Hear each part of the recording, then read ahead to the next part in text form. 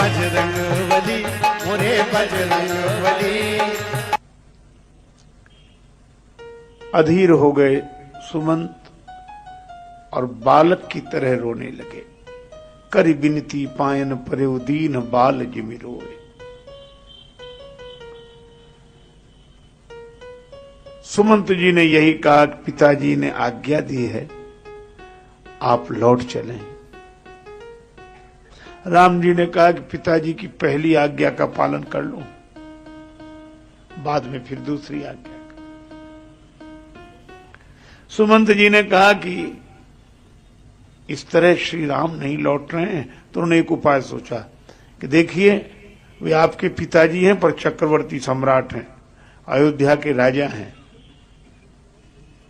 और अयोध्या के राजा की आज्ञा आपको भी माननी होगी। ये श्रृंगवीरपुर तो छोटी सी रियासत उसी राज्य के अंतर्गत है, इसलिए आपको लौटना ही होगा राजा की आज्ञा मानकर। राम जी ने कहा, कल तक मान सकता था राजा की आज्ञा, अब नहीं। क्यों?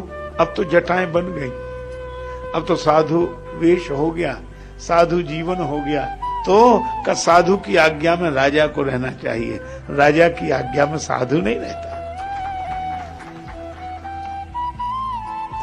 राजा की फौज तो साधु की मौज नहीं। यह भी उत्तर सुनकर सुमंत हतप्रभ रह गए। तो उन्होंने कहा कि आपको साधु मानता कौन है?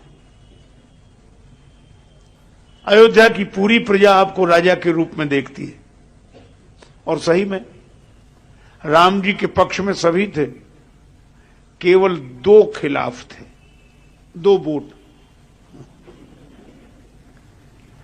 एक कैकेयी माता का, एक मंथरा का। बाकी तो सब लोग चाहते कि राम जी राजा के रूप में रहें। आप कल्पना करो, राम जी अगर इन दो की परवाह न करते तो उन्हें युवराज पद से हटाने वाला कौन था? और अगर आजकल की पद्धति होती पद पाने की, तो बेचारी कैकेयी और मंथरा की तो जमानत जब्त हो जाती, इन्हें कौन पूछता ही। सुमंत जी ने कहा कि पूरी प्रजा आपको राजा के रूप में देखती है, आप अयोध्या के राजा हैं, किसी भी वेश में रहें। तो सुमंत जी ने कहा, मैं अयोध्या के राजा का मंत्री हूं, तो जहां राजा रहेगा वहां मंत्री रहेगा, हम भी लौट कर नहीं जाएंगे आपके साथ। भगवान मुस्कुराए, अच्छा सुमंत जी, मैं राजा हूं, आप मेरे मंत्री हैं जी, तो आप मेरे साथ रहकर क्या करेंगे?